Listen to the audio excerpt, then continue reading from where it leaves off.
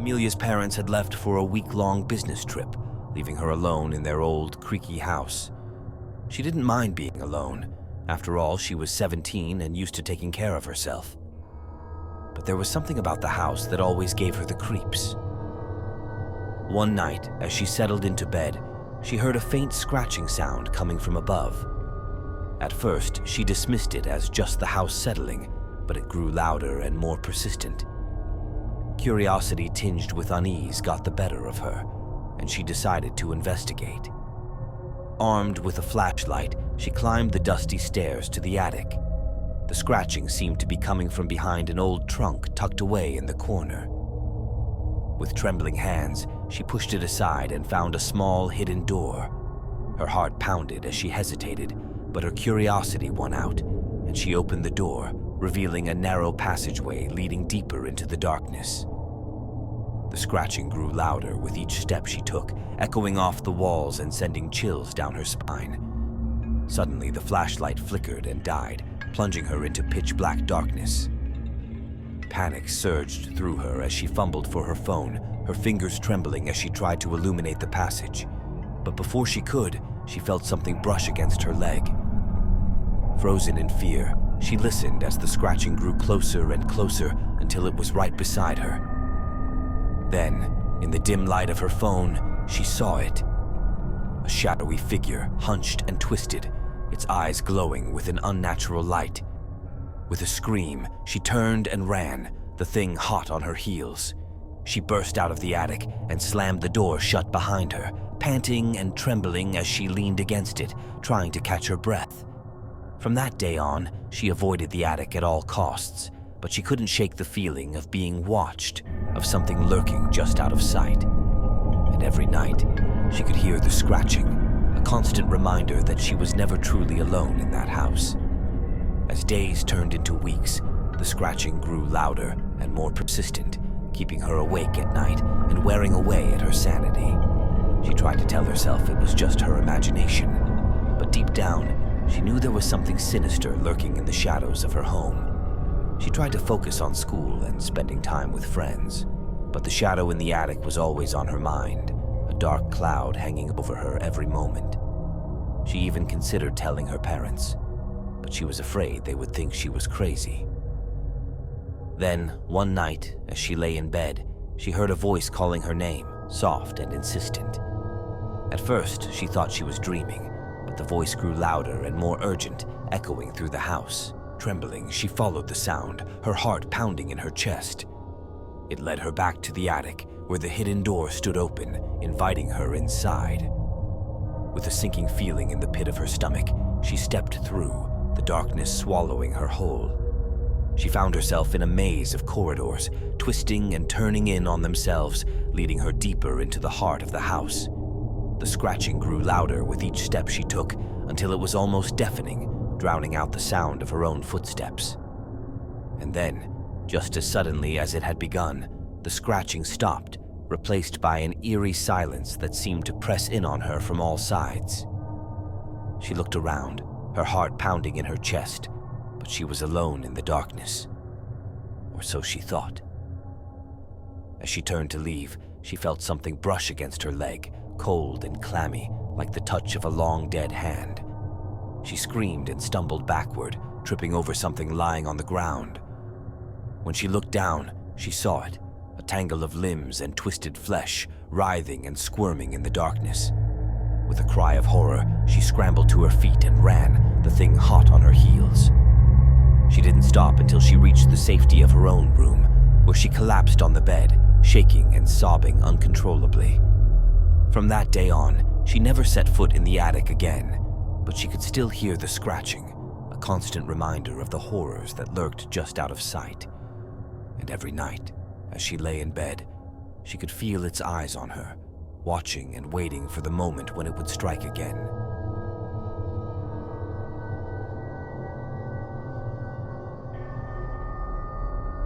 Oliver had always been fascinated by the portrait hanging in the foyer of his family's mansion. It depicted a woman with piercing blue eyes and a Mona Lisa smile, her gaze seeming to follow him wherever he went. One night, while home alone, he decided to take a closer look. As he approached, he noticed something strange. The woman's expression seemed to change, her smile turning sinister, her eyes darkening with malice. Shaken, Oliver turned away, but when he glanced back, the portrait was empty. Heart pounding, he stumbled backward, only to feel a cold hand grip his shoulder. He turned to see the woman from the portrait standing before him, her eyes blazing with fury. With a blood-curdling scream, he dashed away, the sound of her laughter echoing through the empty halls. From that night on, Oliver refused to be alone in the house, always feeling the woman's presence lurking just out of sight. And every time he passed the portrait, he could feel her eyes boring into him, a silent threat that he could never escape. Despite his fear, Oliver couldn't resist the pull of the portrait. Night after night, he found himself drawn back to it, unable to tear his gaze away from the woman's haunting visage. One stormy evening, as lightning flashed and thunder rumbled outside, Oliver stood before the portrait once more. The power flickered, casting eerie shadows across the room, and for a moment, he thought he saw the woman move.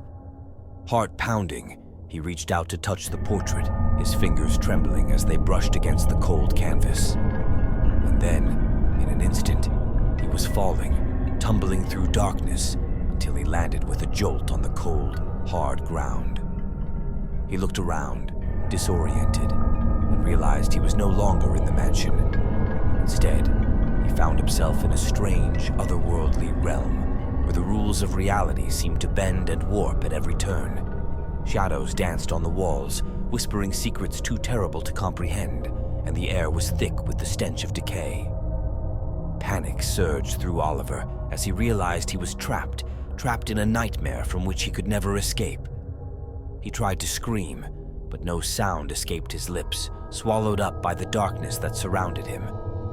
And then, just as suddenly as it had begun, the nightmare ended, and Oliver found himself back in the mansion, lying on the floor before the portrait. He scrambled to his feet, shaking and covered in sweat, but when he looked at the portrait, he saw it was unchanged, the woman's smile as cold and calculating as ever. Terrified, Oliver fled the mansion, vowing never to return. But no matter where he went, he could never shake the feeling that the woman from the portrait was still watching him, still waiting for the moment when she could claim him as her own.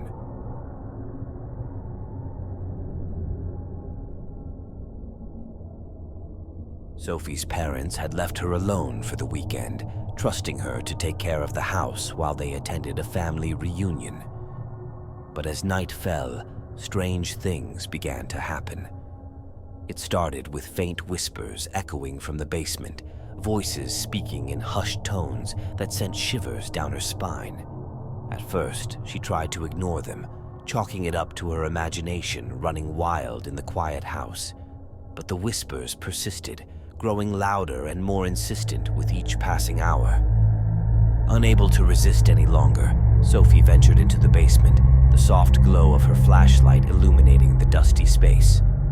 The whispers seemed to guide her to a hidden corner, where an old wooden door stood slightly ajar. Heart pounding, she pushed the door open, revealing a narrow staircase leading down into darkness. The whispers grew louder as she descended, filling her mind with images of long-forgotten secrets and hidden truths. At the bottom of the stairs, Sophie found herself in a small, dimly lit room filled with ancient relics and forgotten memories. The whispers seemed to emanate from the walls themselves, their words swirling around her like a malevolent fog. Trembling, Sophie reached out a hand to touch a dusty old book sitting on a nearby shelf. As her fingers brushed against the weathered cover, she felt a sudden jolt of energy surge through her, sending her reeling backward in shock. Gasping for breath, Sophie stumbled to her feet and fled the basement, the whispers still echoing in her ears. But no matter how far she ran, she couldn't escape the feeling of dread that clung to her like a shadow. As the night wore on, Sophie found herself drawn back to the basement, unable to resist the pull of whatever dark force lay hidden within its depths. Each time she descended the stairs, the whispers grew louder and more insistent, driving her further into madness with their cryptic messages and sinister promises. desperate for answers, Sophie began to research the history of the house, uncovering long-buried secrets and forgotten tragedies hidden within its walls. She learned of a family who had once lived there, torn apart by jealousy and betrayal, their spirits trapped in an eternal cycle of torment and despair. Determined to break the curse that held them captive, Sophie delved deeper into the mysteries of the basement, uncovering ancient rituals and arcane symbols hidden within its depths. With each discovery, the whispers grew louder, urging her onward in her quest for redemption. But as she drew closer to the truth, Sophie began to realize the terrible price she would have to pay to set the spirits free. For in order to break the curse, she would have to sacrifice something precious, something she could never get back. With a heavy heart, Sophie made her decision, knowing that it would change her life forever. As she performed the final ritual, the whispers rose to a deafening crescendo, filling the room with their unearthly wails. And then, in a blinding flash of light, the curse was broken, and the spirits were finally set free. But as Sophie looked around the empty basement, she realized that she had paid the ultimate price for their salvation, her own soul. As dawn broke over the horizon, Sophie's parents returned home to find the house silent and empty, their daughter nowhere to be found. And though they searched high and low, they could find no trace of her, lost forever to the whispers in the basement.